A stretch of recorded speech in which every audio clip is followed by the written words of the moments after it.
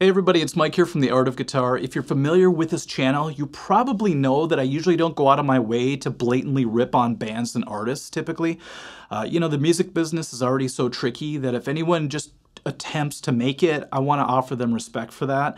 So I usually try to find the silver lining, even in projects that I'm not a huge fan of. But this week, somebody sent me a video from a band called Tiger Tails, and the song's called Love Bomb Baby. I guess it's being used right now in a James Gunn production, so it's getting a little bit of attention.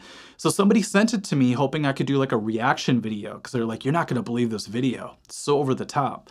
And so I decided not to do a reaction video, but instead I was just going to kind of critique it, maybe review it.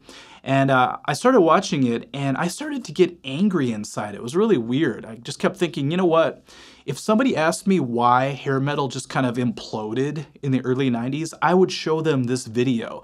It just seemed like a parody almost. It was like so cliche. There was the big hair, the makeup, the synchronized stage moves, all this twirling going on, whether it was drumsticks, guitars, or even band members. And they seemed like a wannabe Motley Crue type band mixed with like a diet version of Poison, Diet Poison.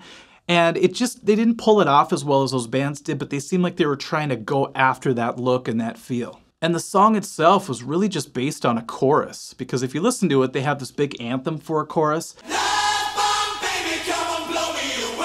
But then the verse is actually kind of goofy, and I found myself actually laughing out loud listening to the verses.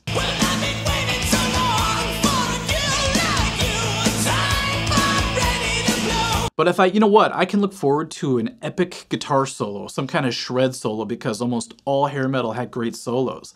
And when the solo part came up, it really wasn't a solo. It was like a 2-measure little guitar fill, and that was it. So that was a letdown.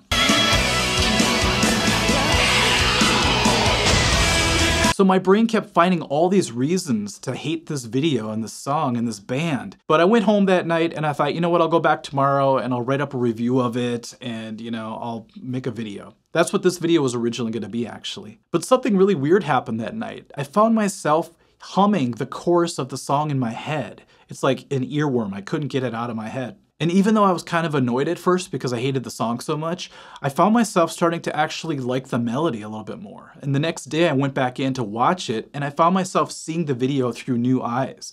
I kind of looked past all the cheesiness of it and I just took it for what it was. It was just like a good time party song. And then it occurred to me that this has happened in the past where I started to watch something and I had kind of a visceral reaction to it. I just didn't like it or hated it, and I would just kind of hate watch the video.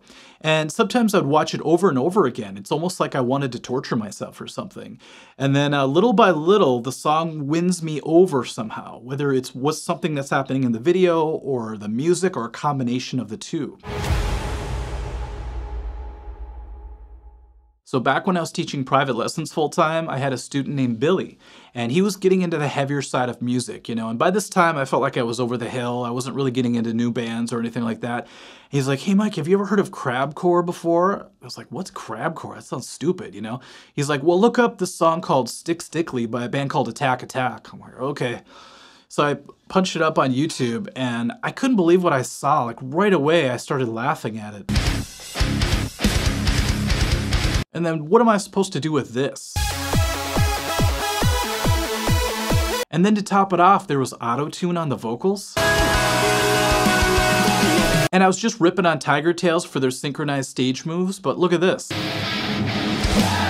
And so I stopped the video and I was trying to be nice because he was so into it. I was like, yeah, this seemed kind of cool. And I just decided I would never have to watch it again after that. And you know how for the Tiger Tails song, I had the chorus stuck in my head? Well, this particular song, it wasn't the song, it was the video itself that drew me back into it. So I went home that night and I just decided to punch it up again. And I started to feel the energy of the band, when I watched it from the beginning to end. And by the time the song was done, I felt energized. The next band has local ties, but I did not know it at the time that I first watched the video. The band's called the Carnegies, and the song's called In the Night. No, it's called In the Dark. No, In the Night. I'm getting it confused with Billy Squier, In the Dark. So I was introduced to the video because it just popped up on my Facebook feed one day, and I'm like, okay, this kind of looks like a Beatles tribute band or something. Let's check it out. I hit play, and kind of like with the Tiger Tales video, my brain just fought against it right away. I heard not what she said, but she shed a single tear. Sometimes my brain can get really judgmental because it likes to compare things all the time. It's something I can't help. I try to fight against it sometimes, but it kept thinking stuff like, yeah, this video looks like a bunch of rich kids had their parents pay for them to make a video. You know, I was judging off of the production value, plus the instruments they were playing looked like top notch, and these kids looked like they were like 15 or something like that. So I thought, this is just a bunch of rich kids who get to make a video. And then I was really scrutinizing every part of it. I was thinking, okay, so this band seems like a Monkees ripoff, but for some reason their lead guitar player, or he's playing an Iceman guitar, and then on another shot he's playing a Jackson. So I was really confused, especially when the solo came, because like I said, the song sounds kind of like a throwback song from the 60s or something, and the solo actually sounds like a Black Sabbath type of a solo. So there was no real chorus to get stuck in my head, but I kept visualizing parts of the video. And I thought, you know what, let's watch it again. And after about the 5th time watching the video, I started to grow to like it.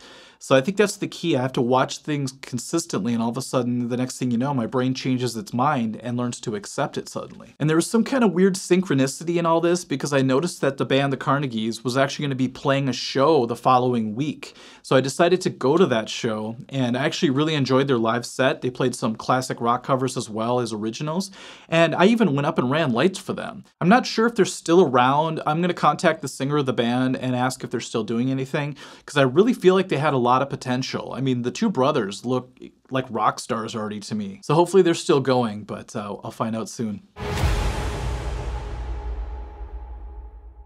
Now this next band, I'm really curious to know how many people are aware of them today, but they're called Crash Test Dummies, and they had a singer who had like a really low voice.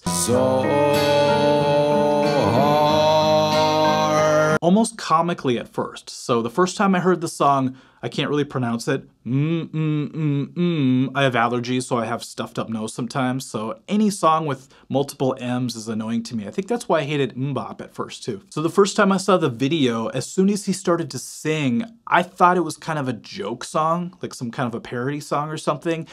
Then I realized it was a serious, real song. And I thought, man, this just seems like some guy who used to narrate books or movies is suddenly trying to be in a band. That's what I thought. Once there was this kid who... And the video itself is very artsy and pretty cool, but the music, I just would not accept it. You know, just the vocals were too much for me at the time. And the chorus kicks in, and it's just him humming. So like a lot of things back then, if a station like VH1 or MTV really wanted to push a song, you had no choice. It was going to be in your face in one way or the other, whether it's going to be on the radio or on TV. Back then, those were our only two choices. So it would be in the background playing while we played pool, you know, between recording sessions and stuff. And so we're having fun. This song's playing in the background, and before you know it, it's in our heads. It's like an earworm again, working its way in. And I don't know, it laid eggs or something and hatched, because all of a sudden I found myself loving the song. And the last video that I used to hate watch that eventually won me over is one that I think is universal. It was Gimme Chocolate by Baby Metal. It's one of those things where you always remember where you were the first time you saw that video.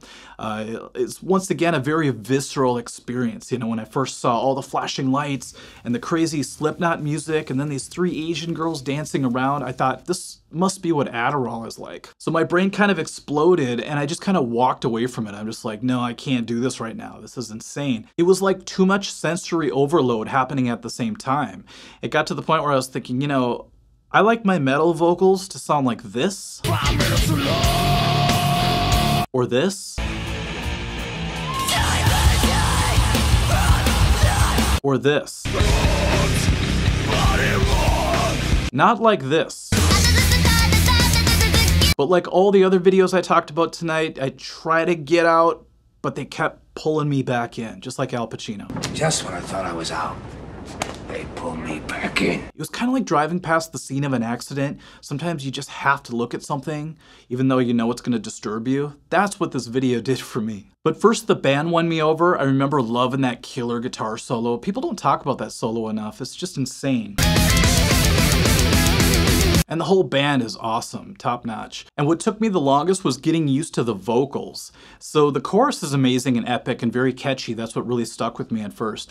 But the verses, you know, it took me the longest to finally accept them. But all in all, it's quite an overwhelming thing to experience, and I just had to keep going back for more. So once again, let me know in the comments section if you ever had this experience where you just hated something in the beginning, and maybe you just wanted to torture yourself a little bit, so you keep watching it, and the next thing you know, you're humming the chorus, and after that, you end up loving the band. Okay, everyone, thank you for watching. This was a fun video to make. Hopefully it was fun to watch, and we'll catch you at the next one.